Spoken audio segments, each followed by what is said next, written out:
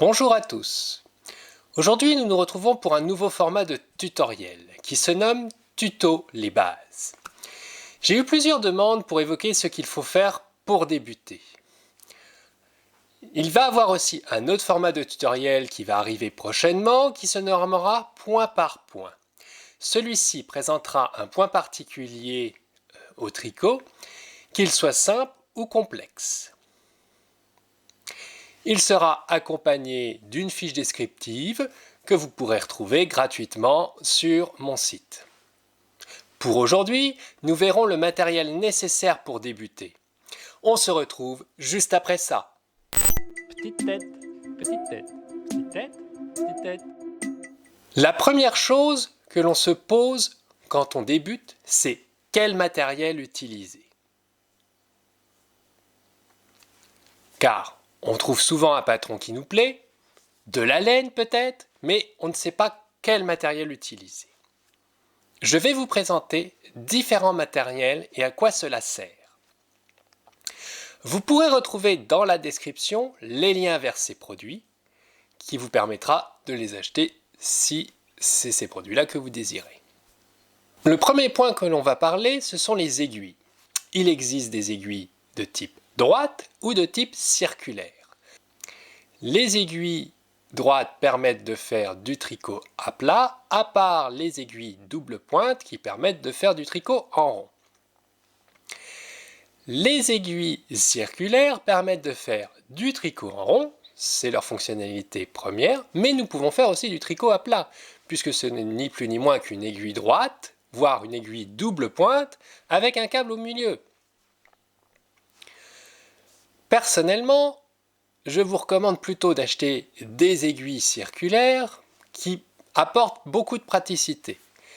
Premièrement, on peut s'en servir, comme je vous l'ai dit, à plat et en rond. On peut s'en servir pour faire quasiment tout type de tricot, ça aille de la chaussette à des châles, voire des plaids. Mais surtout, l'avantage de l'aiguille circulaire, c'est que tout le poids est sur le câble que vous pouvez poser sur vos genoux. Alors que quand on tricote avec une aiguille droite, le poids se retrouve sur l'aiguille. Donc, vous avez un poids qui va être toujours du même côté, qui est de votre côté gauche. Et donc, du coup, ça peut engendrer des problèmes de tendinite pour certaines personnes ou des problèmes de douleur. Donc, personnellement, je vous recommanderais donc les aiguilles circulaires. Dans les marques que je vais vous proposer, ce sont des marques que j'ai testées et que je vais vous recommander. La première marque que je vous recommande, c'est la IA. C'est une marque qui est pas trop chère, qui a de très bonnes aiguilles, qui sont donc soit en bois, soit en bambou, soit en métal. J'ai testé principalement les aiguilles métal, à pointe pointue.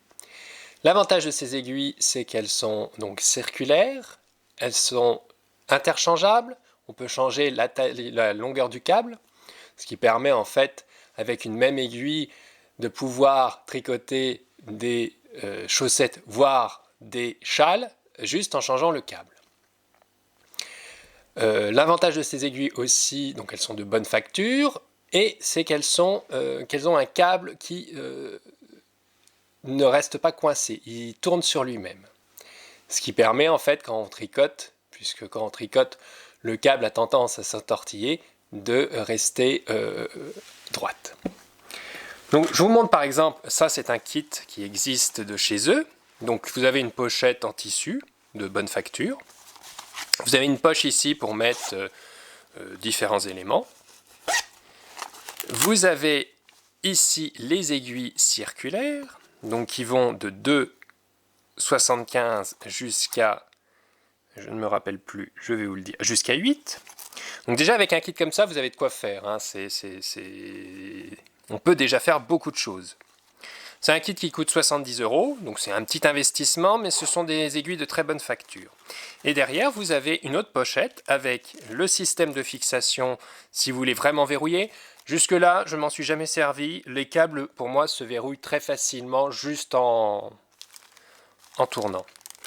Et le kit contient un câble de 40, un câble de 60, un câble de 80 et un câble de 100.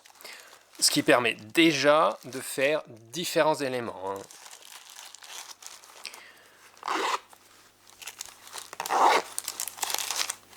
Donc je vous mettrai en description le lien de ce kit. Il existe d'autres kits chez eux qui sont des kits pour aiguilles plus petites en taille, donc pour les aiguilles qui vont de 2 à 3. C'est un autre kit qui vaut, je crois, une cinquantaine d'euros. Je vous le mettrai aussi en description. Mais ça, c'est vraiment quand on veut commencer à tricoter des choses plus fines. Pour commencer, le kit que je vous mets là sera très bien. Je vous mets l'autre juste en indication. Ensuite, si vous êtes plutôt fan des aiguilles en bambou, ou ça vous plairait, il y a deux marques que je vous recommande, qui sont deux marques japonaises. La première, c'est la marque Tulip, qui possèdent, donc qui sont par contre chères. Ce sont des aiguilles qui sont chères, mais qui sont très solides pour des aiguilles en bambou. Les aiguilles glissent super bien, le système de fixation est exceptionnel, il s'auto-bloque, il n'y a pas besoin de clé ou quoi que ce soit, on visse, il se bloque. Je vous mettrai en description, pareil, les liens pour les kits. Il existe deux types de tailles d'aiguilles circulaires, des 12 et des 9. J'ai déjà dédié une vidéo à ces kits Tulip. Je vous mets dans la description le lien, dans le petit i, pardon, le lien pour que vous puissiez retrouver cette vidéo explicative. J'en dirai pas plus, moi c'est mon kit favori, donc voilà. Il existe une autre marque japonaise, Sick Knight. Alors, je l'ai testé sur certains produits, j'ai pas avec moi des aiguilles, donc je peux pas vous les montrer. C'est aussi une très bonne marque, leurs aiguilles en bambou ont une surface, une sorte de résine qui est imposée dessus pour pouvoir rigidifier un peu plus le bambou, donc il est beaucoup plus solide. C'est un très bon produit, un peu moins cher que les tulipes, donc ce qui vous permet d'accéder à un produit déjà de haut de gamme à un prix un peu plus raisonnable que les tulipes. Je précise, les tulipes en France, c'est le problème, on les trouve rarement en dessous de 120 euros. Les Sick Knight, on peut les trouver à 100 euros, ça dépend. C'est assez variable, les prix bougent pas mal. Niveau aiguille, c'est ce que je vous recommande. Après, c'est aussi une habitude. J'ai testé différents kits avant d'arriver à mes kits finaux. J'ai commencé par des Knight Pro que au début je trouvais super et au final je me suis rendu compte que ce n'est pas une marque si géniale que ça. Autant aller sur du IA qui est dans les mêmes gammes de prix et qui est nettement de meilleure qualité.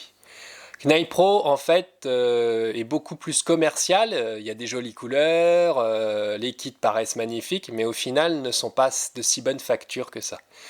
Les kits bois pètent, les kits bois cassent, j'ai eu beaucoup de problèmes avec les kits bois. Les métals en dehors je crois que c'est des symphonies, non c'est peut-être pas les symphonies, enfin les métals de couleur, j'ai eu pas trop de problèmes avec, mais le système de fixation qui se divise tout le temps, c'est une vraie sinécure.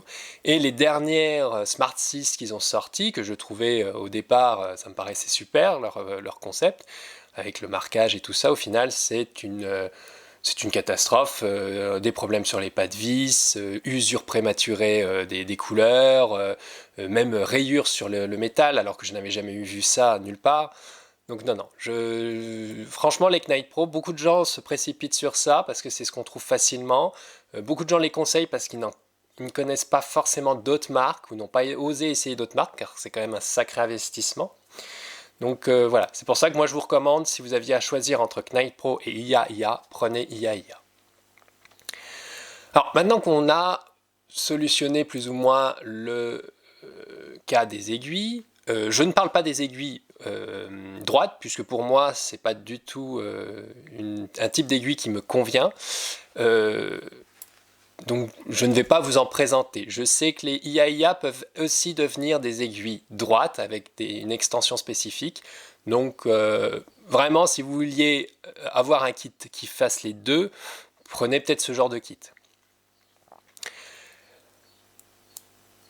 Donc, on a nos aiguilles. Donc, on va pouvoir tricoter. Ce qui peut vous manquer aussi, c'est une aiguille à torsade.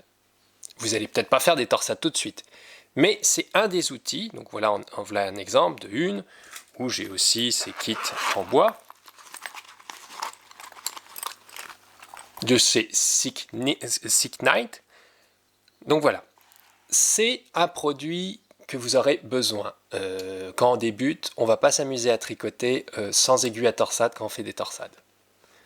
Même quand on commence à être expert, je trouve que l'aiguille à torsade, même si ça ralentit la cadence, permet d'avoir quelque chose de plus qualitatif et de plus visuel quand on les fait.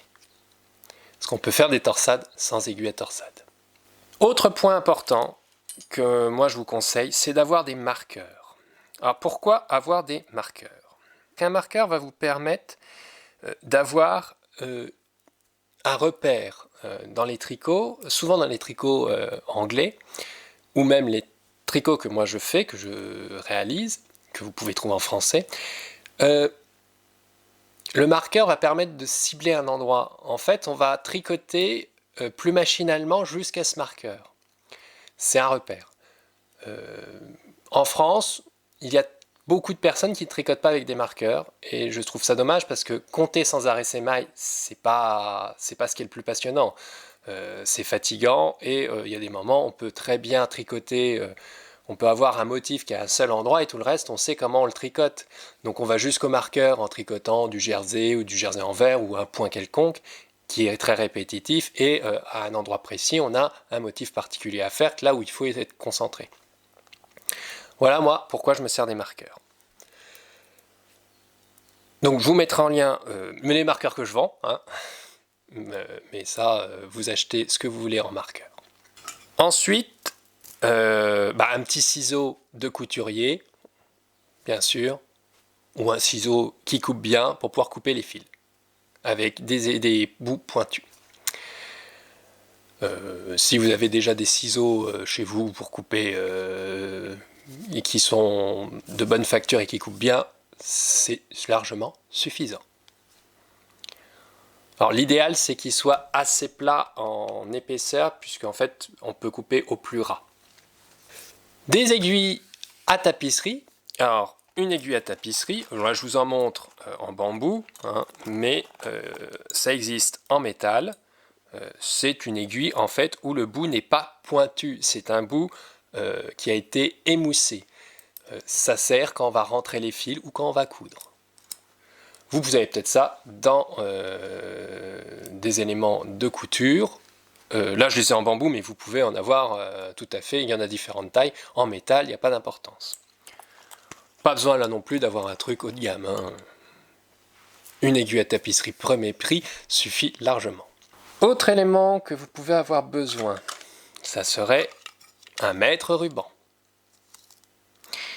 Ben oui, parce que quand on tricote, certains modèles sont indiqués en centimètres et pas en nombre de rangs. Et bien souvent, même si c'est indiqué en nombre de rangs, vu qu'on ne tricote pas exactement pareil que la personne qui a réalisé le patron, c'est assez rare qu'on soit pile poil, il y a toujours des petits écarts, on est obligé de mesurer pour vérifier. Donc, un mètre ruban de base suffit. Des aiguilles de couturière qui vont permettre, quand on va coudre, de bloquer le travail. Ce sont des éléments, hein, vous pouvez acheter au fur et à mesure ou que vous avez déjà. Et alors ça, c'est une aiguille de mise en attente de maille. Alors, si vous n'avez pas les moyens d'en acheter, vous pouvez le faire autrement. En fait, vous prenez un fil de laine que vous glissez dans les mailles. Avec une aiguille à tapisserie, vous la glissez dans les mailles. Vous bloquez de chaque côté en faisant soit un nœud, soit en renouant le fil qui est assez lâche entre lui, ce qui vous permet de mettre les mailles en attente. Et on les reprend plus tard sur une aiguille. Donc moi j'ai ce genre de kit, mais si vous n'avez vraiment pas trop les moyens, un fil, une aiguille à tapisserie qu'on a déjà, puisqu'on est obligé d'en avoir une pour pouvoir coudre, et c'est bon. Et enfin, on va parler du fil. Parce que vous avez eu peut-être un flash au départ sur un fil ou sur un modèle. Alors souvent dans les modèles, on vous conseille un fil, mais des fois, c'est juste le fil qui nous plaît. Alors pour débuter, pour commencer, quand vous allez commencer, achetez pas des fils hors de prix. Les fils bas de prix, je vous mettrai des liens vers par exemple Bergère de France ou Hobby, sont largement suffisants. Ça va vous permettre de débuter, de tester, parce quand on fait un premier tricot, il n'est pas vilain, mais c'est pas parfait. Il y a toujours des choses qui sont à revoir. Et donc pas la peine de dépenser dans des fils qui sont trop chers. Ensuite, fil synthétique, 100% laine, un mélange ou coton, c'est au choix du modèle, de ce que vous voulez faire. Moi j'utilise les 3 types de fils, enfin les 4 types on va dire, que ça soit du synthétique, du mélange du synthétique, du mélange, du coton ou de la laine. J'utilise les 3 types de fils, ça ne m'empêche pas de faire ce que je veux. Moi c'est le fil qui me plaît, c'est ça qui m'importe. Et ensuite, quand vous commencerez à être un peu plus experte ou expert, vous pourrez tricoter avec des fils plus haut de gamme, des fils par exemple teinte à la main, qui sont souvent des fils qui sont superbes, mais qui coûtent entre, on va dire, 14 et jusqu'à 30 €, ce qui est quand même pas donné pour 400 mètres de fil. Mais après, vous pouvez trouver des fils moins chers, qui sont aussi plus industriels, mais qui sont jolis. Donc voilà à peu près les conseils que je peux vous donner pour commencer, pour débuter. Et puis bien sûr, commencer par un modèle qui n'est pas trop complexe. Vous n'êtes pas obligé de commencer par un niveau basique. Si vous vous sentez d'attaque, moi quand j'ai commencé, j'ai déjà fait du tricot en rond. Mon premier, ça a été un bonnet en tricot en rond en brioche double couleur. C'était pas le plus abordable, mais c'était le modèle qui me plaisait. C'était ce que je voulais faire, donc j'ai fait ça. Alors, nous sommes arrivés à la fin de ce tutoriel. J'espère que cela vous a aidé, vous a plu. Si vous avez des demandes pour les prochaines vidéos, indiquez-les-moi dans les commentaires. D'autres vidéos vont arriver sur vraiment les bases, que je vais faire dans la foulée, puisque en fait c'est quand même compliqué de débuter en tricot sans avoir à peu près les différentes vidéos de base que je vais vous fournir. Merci de m'avoir suivi. Si vous avez aimé, likez, commentez, partagez. À la prochaine. Bye!